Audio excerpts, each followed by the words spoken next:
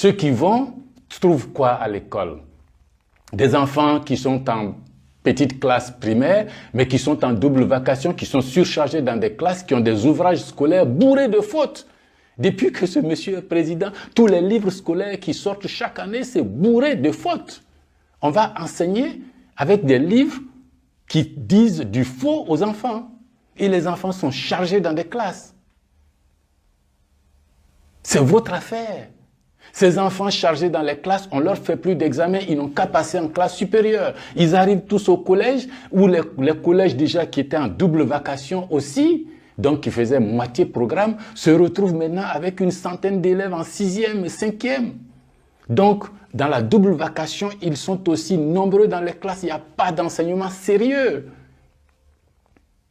Ces enfants qui passent du collège arrivent au lycée, la même chose, du lycée arrivent à l'université, c'est la catastrophe. C'est la catastrophe à l'université, dans l'enseignement supérieur. Et on découvre dans les examens de l'université, on découvre des mêmes étudiants qui ont des doubles copies. Des doubles copies. Il a composé en classe, il a eu 6. En amphithéâtre, et puis dans les lots, on trouve encore des copies à lui sur lesquelles il a 15. Le même étudiant. Même en sécurisant les copies avant de donner au correcteur, en mettant des cachets secs là-dessus pour ne pas que le correcteur triche avec l'étudiant pour lui donner des intercalaires supplémentaires ou le faire recomposer, des cachets secs pour certifier que la copie qui est corrigée est bien celle qui est sortie de l'amphi. Des enseignants vont falsifier les cachets secs, tous ces enseignants qu'on a recrutés un peu n'importe comment au primaire, au secondaire et supérieur, qui ne sont dans l'enseignement que pour avoir un salaire, que pour avoir un revenu de fin de mois, mais qui se foutent complètement de la formation de vos enfants, de la formation de leurs enfants.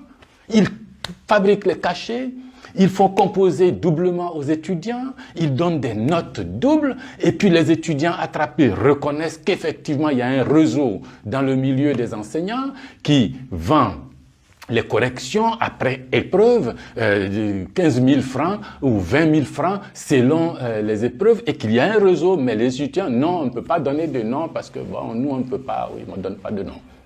Et ces étudiants trouvent les moyens, comme au bac, lorsqu'on prend les tricheurs, les familles sortent pour aller se plaindre, laissez nos enfants tricher pour avancer, parce que tout le monde triche dans ce pays, du sommet de l'État jusqu'en bas. Pourquoi ce sont nos enfants qui vont en faire les prix? Laissez-nous tranquilles, laissez-nous avancer. Mais vous voyez, il ne s'agit pas d'une affaire d'élection présidentielle. Il s'agit d'une affaire de valeur de notre société. Nous sommes en train de construire avec M. Ouattara progressivement une société de mensonges, une société de tricherie, une société de faux et d'usage de faux. Il sabote complètement notre système scolaire. Si vous sabotez la formation des enfants du CP1 au CM2, du CM2 en terminale, de terminale jusqu'au doctorat, vous avez quoi après dans le pays? Des comptables malhonnêtes, des médecins incompétents, des économistes vauriens, des gestionnaires nuls, des pharmaciens pas formés, des mathématiciens approximatifs, une société approximative, des cadres approximativement formés que nous mettons à la disposition des entreprises qui vont aller avoir une performance mauvaise, qui ne peuvent pas être compétitives et puis qui peuvent même pas grossir et puis recruter davantage pour donner des emplois qualifiés à nos enfants. Et puis le résultat global est là. Monsieur Ouattara est là pour déprogrammer systématiquement notre société. Ces enfants formés, c'est 18 ans de formation, 18 ans, 20 ans, au moins une génération que nous perdons de façon séquentielle.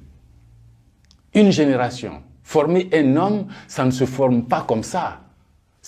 L'école primaire, le collège, le lycée. Donc si vous avez un système qui brise la dynamique de formation de vos enfants, vous brisez pour 18 ans, 20 ans la qualité de votre société. La qualité de votre société. Ça vous concerne. Et c'est ce système que M. Ouattara met en place. Cultiver le crétinisme dans notre pays, produire une société invalidante pour que sur 15 ans, 20 ans, 30 ans, nous ne puissions pas nous en sortir. nous ne puissions pas nous en sortir. Ces gens qui sont formés depuis ces 10 dernières années ne sont pas formés selon les normes correctes de la formation. Déjà que le système avant n'était pas brillant, alors avec lui, le système s'est écroulé complètement. Complètement. La Banque mondiale, il y a 2-3 ans, a créé un indice qu'on appelle l'indice du capital humain. C'est-à-dire qu'on regarde dans une société donnée comment les parents forment les enfants et les enfants qui sont en formation, comment dans 18 ans, 20 ans, ces enfants vont être capables d'être dans une société qui s'occupe bien de ses enfants, de ses ressortissants, de ses populations, une société bien formée, une société de gens compétents, une société de gens bien soignés, bien logés, bien transportés.